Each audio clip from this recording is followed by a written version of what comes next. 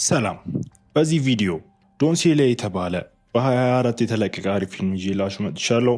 ፊልሙን እንደምትወዱት ስለማልጠራጠር ላይክ እያደረጋችሁ እንዲጀምሩ ጠይቃችኋለሁ።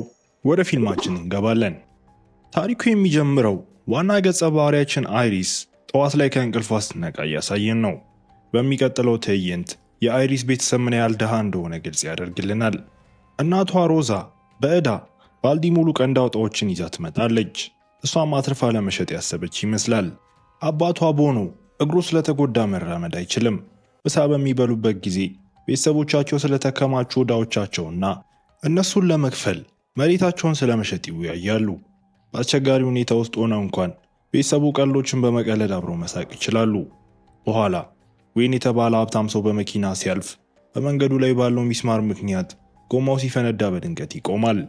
ቦኖ የጎማው ፍንዳታ ሲሰማው የተኩስ ድምፅ መስሎት የድምፁን ምንጭ ለመፈተሽ ሽጉጡን ይዞም ይወጣል። ቦኖ የጎማ ፍንዳታ መሆኑን ሲያውቅ ሁኔታውን በመጠቀም ጎማውን ለመጠገን ማሰብ ያቀርባል። ስለዚህ ዌን ጎማውን ፈቶ ወደ ቦኖ ወርክሾፕም ያመጣዋል። ሮዛና አይሪስ ሰውየውን አይተው ምን ያህል ቆንጆ እንደሆነ እርስ በእርሳቸውም ያወራሉ። ቦኖ ጎማውን ሲጠግን እግሩ የተሰበረበትን አደጋ እንዴት እንደደረሰበት ለዌን ማውራት ይጀምራል። የእሱንም ማይረባ ታሪክ ማዳመጥ የማይፈልገው ዌን በአካባቢው ላይ ይዞራል። ይህም አይሪስ ስትታጠብ ወደሚያይበት ቦታም ያመራዋል። ለሴራዋ ምክንያቶች መጋረጃውን ሙሉ በሙሉ አልዘጋችሁም ነበር እና አሁን ዌን ያልተገደበ እይታም አለው። በመሃል አይን ላይን እንኳን ይተያያሉ። አይሪስ ወደ ቤት ስትገባ ጎማው ከተጠገነ በኋላ ዌን ለቦኖ ብዙ ገንዘብ ይሰጠዋል። አይኑ በአይሪስ ላይም አርፏል። እሷም በደስታ እያየችው ነው። ከሄደ በኋላ ቦኖ በቤተሰቡ ደስ ይለዋል። በመንገዱ ላይ ሚስማሩን የጣለው እሱ እንደሆነም ይገልጻል። በማግስቱ በገበያ ላይ የአይሪስ ጓደኛ ሲሄና ሮበርት ከሚባል ሰው ጋር ድንግልናዋን ስለማጣቷ ትፎክራለች። ወደ ኋላ ተመልሰን ሲሄና ወደ ሮበርት ክፍል ስትገባ እንመለከታታለን። ከዚያም ለአጭር ጊዜ ይነጋገራሉ። ለማንኛውም የሚቀጥሉት ጥቂት ደቂቃዎች በዩቲዩብ ላይ ለማሳየት በጣም አደገኛ ስለሆኑ ሞቅ ያለ ትዕይንቶችን ያካትታሉ። ስለዚህ እንዘላቸዋለን። ወደ አሁኑ ጊዜ ስንመለስ ሲሄና አይሪስንም ድንግልናዋ እንድታጣ ተገፋፋታለች። እናም ጂምቦ ከሚባል ሻጭ ጋር እንድተኛ ትመክራታለች። ሆኖም አይሪስ ከማንኛውም ሰው ጋር ማድረግ አትፈልግም። ጂምቦ በዚያን ጊዜ ሊያማልላት ቢሞክር እንኳን እሷ ምንም አይመስላትም። በሌላኛው ቀን ከዌን ጋር ስለነበራት ግንኙነት ስታወራ ቆንጆና ሀብታም እንደሆነ እንደምታስብም ትናገራለች። በኋላ በዚያ ምሽት የአይሪስ ቤተሰብ ራት እየበሉ ነው። እናቷ እንደተለመደው ድሃ መሆኗ እንዴት እንደምጠላ እያጉረመረመች እናያታለን። በድንገት ዌንም ይደርሳል። ይህም ለሁሉም ሰው አስገራሚ ነው። ሮዛ ምን እንዳመጣው ለማወቅ ትጓጓለች። ስለዚህ ሴት ልጇን ልካ ዌን ለምን እንደመጣ እንዲነግራቸውም ትገፋፋዋለች። ትንሽ ስጦታ ከሰጣቸው በኋላ ዌን ተቀምጦ ወደ ጉዳዩም ይገባል። ዌን እዚህ የመጣው ስምምነት ለማቅረብ ነው። በመጀመሪያ ቦኖ የንግድ ስምምነት እያደረገ ነው ብሎ ያስባል። ስለዚህ ቤተሰባቸው ለማንኛውም ነገር ኢንቨስት የሚያደርግበት ገንዘብ እንደሌለውም ይጠቁማል። ሆኖም ዌን ለዛ እንዳልመጣ ያብራራል። 50 ዓመቱ የሞላው ሚስት የሞተችበት ሰው ሲሆን አዲስ ሚስት በተለይም ድንግል የሆነች ሴት ይፈልጋል። ሮዛና ቦኖ ሴት ልጃቸውን እንዲያገባ ከፈቀዱለት ብዙ ገንዘብ እንደሚሰጣቸውን በቀጥታ ይነግራቸዋል። ሮዛ ሴት ልጇን በመሸጥ ተስፋ ስትደሰት፣ ቦኖ ብቻ ቁጣውንና ድንጋጤውን ይገልጻል። 5 ሚሊዮን ፔሶ ሊሰጠው ሀሳብ ቢያቀርብም ምንም ቢቸገርም ጥሩ አባት የሆነ ሰው ምኑንም ለማያውቀው ሰው ሴት ልጁን መሸጥ አይፈልግም። ይህ በእንዲህ እንዳለ ሮዛ በገንዘቡ ትታላለች። ገንዘብ ብቻ በአእምሮዋ ውስጥም እየተመላለሰ ነው። ከመሄዱ በፊት ወይም ወዲያውኑ ውሳኔ ማድረግ እንደሌለባቸው ይነግራቸዋል። ከወሰኑ በኋላ መኖሪያ ቤቱ ሄዶም ሊጎበኙት ይችላሉ። ብዙም ሳይቆይ ባልና ሚስቱ ሞቅ ያለ ጭቅጭቅ ውስጥ ይገባሉ። ቦኖ ሴት ልጁን እንደ ከብት ወይም የቤት ዕቃ መሸጥ እንደማይፈልግ አጥብቆ ይናገራል።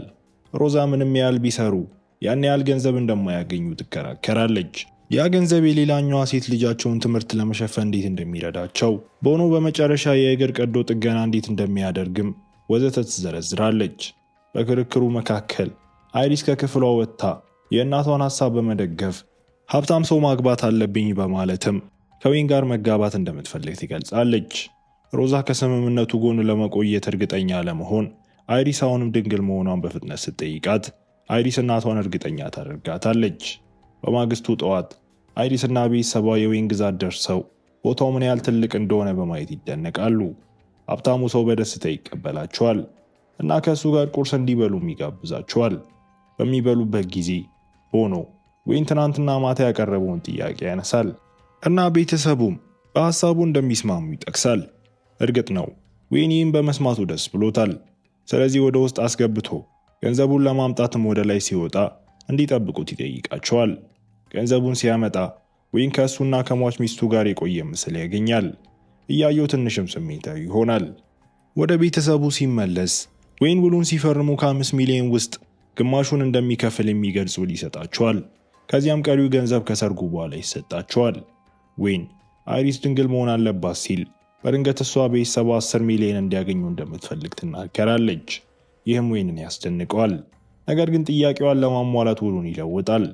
ሌላ 2.5 ሚሊዮን ፔሶ ለማምጣት ወደ ላይ እንኳን ይመለሳል።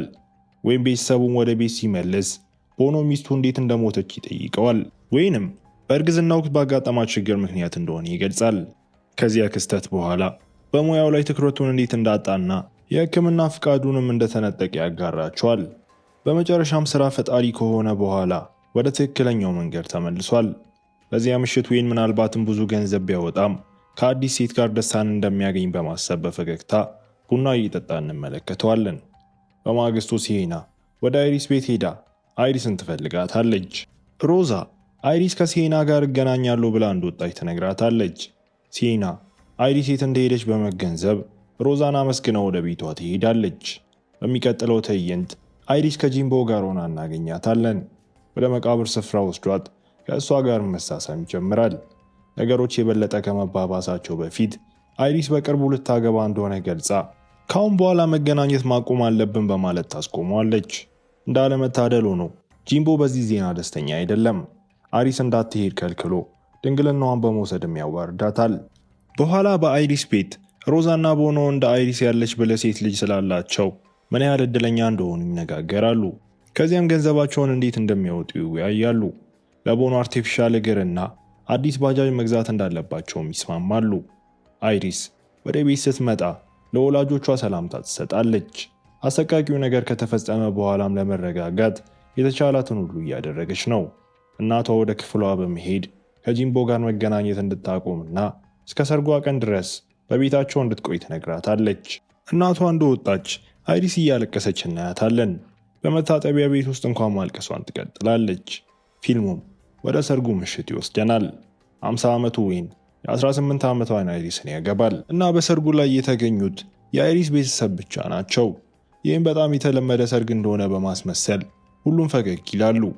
በእውነቱ ከድህነት ከተላቀቁ በኋላ ፈገግ ከማለት መቆጠብ አይቻልም። ከስነ ስርዓቱ በኋላ ሁሉም ለግብዣ ይሰባሰባሉ። ሮዛ ከእነርሱ ተለይታ የመጀመሪያ ጊዜዋ ስለሚሆን ሴት ልጇን እንዲንከባከብ ዌይንን ታስታውሰዋለች። ሀብታሙ ሰው የቀረውን ገንዘብ ለመውሰድ ወደ ላይ ወጥቶ ለቤተሰቡም ይሰጣቸዋል።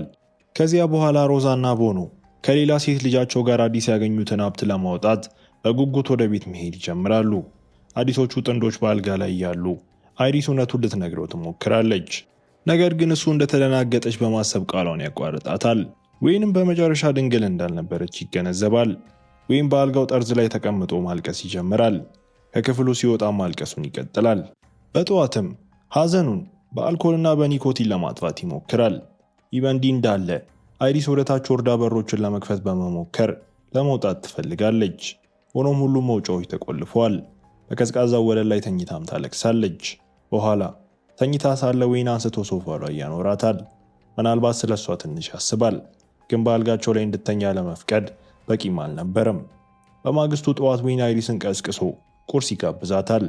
ነገር ግን ጠረጴዛው ላይ በተቃራኒ ጫፎች ላይ ተቀምጠዋል። ወደ ወላጆቿ ተመልሳ መሄድ ትፈልጋለች። ነገር ግን ዌይን ካሁን በኋላ መሄድ እንደማትችል ይጠቁማል። ከሁሉም በኋላ የፈረሙት ስምምነት አላቸው።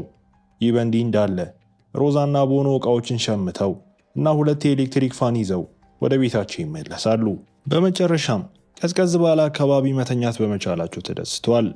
በኋላ ሲሄና ወደ ቤት ደርሳ አይሪስ የት እንዳለች ትጠይቃለች። የአይሪስ እህት ስለ አይሪስ ጋብቻ ከሚቀበሉት ገንዘብ መጠን በስተቀር ሌሎች ዝርዝሮቹን ሁሉ ለሲሄና ትነግራታለች። በዚያ ምሽት ዌይን አሁንም ሶፋው ላይ ተኝታ ወደ ነበረችው አይሪስ ይቀርባል። እንደገናም ግንኙነት ማድረግ ይጀምራል። በዚህ ጊዜ ግን የራሱን ምኞት ብቻ ያሳድዳል። አይሪስን እንደ ሚስት ሳይሆን እንደ ዕቃ አድርጎም ይይዛታል። በተመሳሳይ ጊዜ የአይሪስ ቤተሰብ ከቤት ውጭ ራት እየበሉ ነው። ሴት ልጃቸው ምን እየደረሰባት እንዳለም አያውቁም።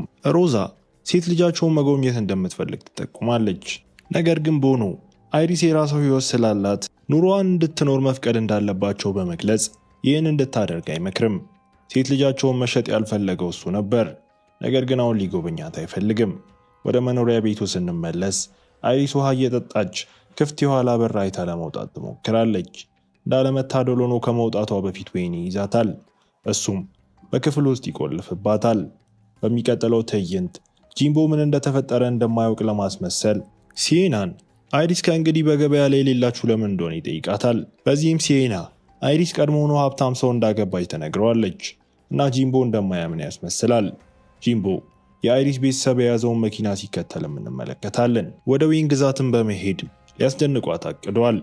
እነሱ ሳያውቁም ጂምቦም እየተከተላቸው ነው። እሱም ከበስተጀርባ ተደብቋል። ዌይን እነሱን ሲያይ ይደነግጣል። ስለዚህ በፍጥነት ወደ ክፍሉ ሄዶ ለታሰረችው ሴት ልብስ ቀይሮ ክሎሮፎርም የያዘ ጠርሙስም ይወስዳል። ወደ አይሪስ ክፍል ሄዶ ወላጆቿ ሊጎበኟት እንደመጡ በመጥቀስ ልብስ እንድትቀይርም ያዛታል። ሆኖም ከጥቂት ሰከንዶች በኋላ በክሎሮፎርም በተሸፈነ መሐረብ አቅመ ቢስ ያደርጋትና እሷም ራሷን ትስታለች። የአይሪስ ወላጆች ሲደርሱ ዌይን ሴት ልጃቸው ሌሊቱን ሙሉ ጨዋታ ተጫውታ ደክሟት ተኝታ እንደሆነ ይነግራቸዋል። የእንቅልፍ ሁኔታዋን እንኳን ያሳያቸዋል። እንዳይቀሰቅሷትም ቦኖ አሁን አይሪስ እንድታርፍ ለመፍቀድ መሄድ አለብን ይላል። ለአንድ አፍታ ሮዛ የሆነ ነገር እንደተሳሳተ ይሰማታል።